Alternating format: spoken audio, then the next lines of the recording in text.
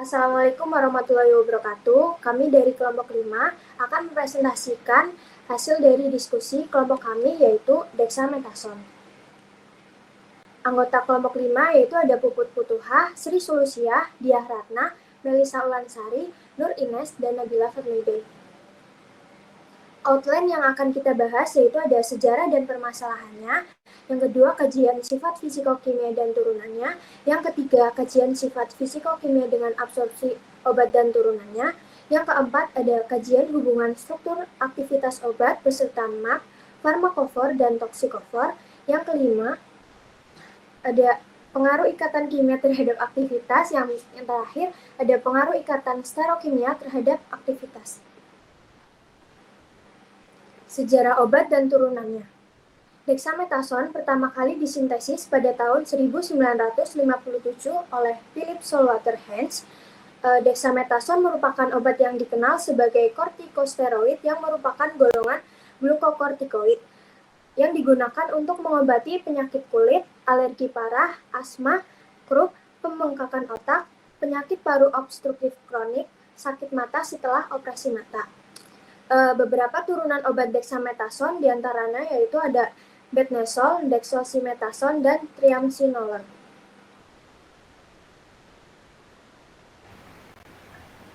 Berikutnya kita bahas mengenai sifat fisikokimia dexamethasone dan turunannya. Berikut merupakan struktur dari dexamethasone. Dexamethasone mengandung tidak kurang dari 97% dan tidak lebih dari 102% C22H29 FO5 dihitung terhadap zat kering. Next.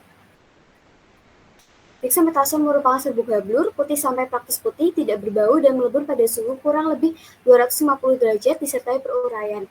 Dexamethasone memiliki titik leleh 262 sampai 264 derajat Celcius. Nilai pKa dari dexamethasone adalah 12,42 dan negatif 3,3, tetapi angka ini dapat berubah sesuai dengan suhu pada saat pengukuran. Dexamethasone agak sukar larut dalam aseton, etanol, diakson, dan metanol, sukar larut dalam kloroform, sangat sukar larut dalam eter, serta praktis tidak larut dalam air. Dexamethasone memiliki koefisien partisi 1,83 dan rotasi jenis antara positif 72 derajat dan positif 80 derajat dihitung terhadap zat kering. Next. Selanjutnya, sifat fisikokimia dari betnesol yang merupakan modifikasi cincin C21. Betnesol memiliki titik leleh 231 sampai 234 derajat Celcius. Angka kelarutan betnesol adalah 2,9 mg per mililiter. Betnesol memiliki nilai koefisien partisi 0,1 dan angka polar surface area sekitar 141 angstrom kuadrat. Next. Selanjutnya, sifat fisikokimia dari dexosimethasone yang merupakan modifikasi cincin C17. Dexosimethasone memiliki titik leleh 217 derajat Celcius. Angka kelarutan dexosimethasone adalah 0,031 mg per mililiter. Dexosimethasone memiliki nilai koefisien partisi 2,35 dan angka polar surface area sekitar 74,6 angstrom kuadrat. Next. Selanjutnya, sifat fisikokimia dari triamcinolone yang merupakan modifikasi cincin C16. Triamcinolone memiliki titik leleh 269 sampai 271 derajat Celcius. Triamcinolone praktis tidak larut dalam air dan agak larut dalam pelarut organik. Triamcinolone memiliki nilai koefisien partisi 1,2 dan angka polar surface area sekitar 115,06 angstrom kuadrat. Selanjutnya yaitu ada sifat fisikokimia dengan asepsi obat dan turunannya. Obat yang pertama yaitu betnesol, di mana dia memiliki aturan nutrisi ikatan donor khas sebesar 4, ikatan reseptor khas sebesar 9, zat molekul sebesar 172,4, lactose sebesar 0,1. Nah, selanjutnya yaitu ada dexamethasone, di mana dia memiliki aturan nutrisi yaitu ikatan donor khas sebesar 2, ikatan reseptor khas sebesar 5, zat molekul sebesar 376,5, lactose sebesar 2,35. Selanjutnya yaitu ada obat triamcinolone, di mana dia memiliki aturan nutrisi ikatan donor hanya sebesar 4, ikatan reseptor hanya sebesar 7, berat molekulnya sebesar 394,4, waktunya 1,16. Berdasarkan uraian di atas, dia seluruh obat tersebut memiliki absorpsi dan toleransi yang baik secara oral. Selanjutnya, salib dexamethasone. Pada cincin A, ikatan rangkap antara atom karbon keempat dan kelima, dan gugus keto pada atom karbon ketiga sangat penting untuk mengikat dengan reseptor kortikosteroid.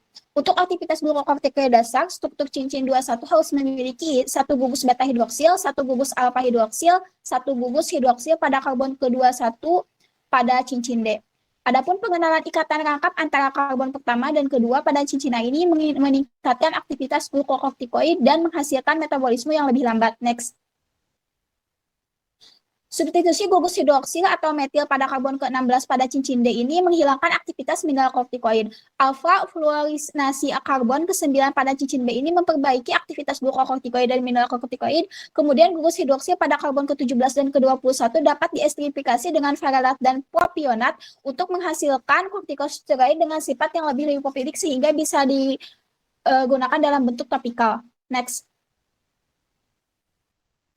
Ini untuk sarmap turunan desamethasone. Yang pertama ada betnesol, di mana ada modifikasi pada cincin pada posisi C21 sehingga ada aktivitas biologis tambahan yaitu untuk mengurangi penyumbatan pas operasi dan otorea tabung ventilasi. Kemudian yang kedua ada dexosimethasone. Ini ada modifikasi pada cincin C17.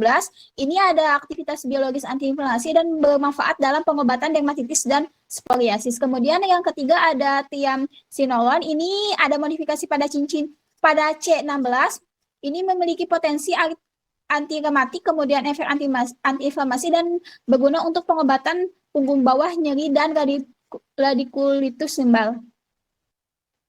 Next. Untuk kajian farmakodexamethasone, ini berdasarkan penelitian yang dilakukan oleh Jung et al. Ini adanya 13 fitur farmakofag di mana pada gambar sebelah kiri dapat dilihat bahwa warna merah muda ini adalah ikatan akseptor ikatan hidrogen, kemudian warna biru langit ini adalah donor ikatan hidrogen, dan yang bagian hijau itu adalah bagian yang hidrofobik. Next. Meskipun dexamethasone ini hanya menempati 65% dari volume saat berikatan dengan protein, adanya ikatan-ikatan dengan residu protein tertentu ini cenderung menstabilkan heliks dari AF2 dalam konformasi aktif dan dapat berfungsi sebagai dasar molekuler untuk aktivitas glukokortikoid yang bergantung pada ligan. Next. Untuk kajian farmakopor turunan dari dexamethasone itu ada triamcinolone. Ini ada ikatan juga antara gugus pada triamcinolone dengan residu protein, di mana pada ikatan hidrogen ASN33 dan THR208 dengan 21 hidroksil dan yang terletak pada posisi C17 pada cincin D ini didukung dengan baik melalui molekular dinamik dan bertahan sepanjang keseluruhan stimulasi. Next. Kemudian kajian toksikofor untuk dexamethasone, yaitu dengan adanya DBT ini menghambat ikatan antara ligan dengan glukokortikoid reseptor. Nah, penghambatan ini terjadi pada ikatan antara DBT dengan bagian situs dari allosterik. Next.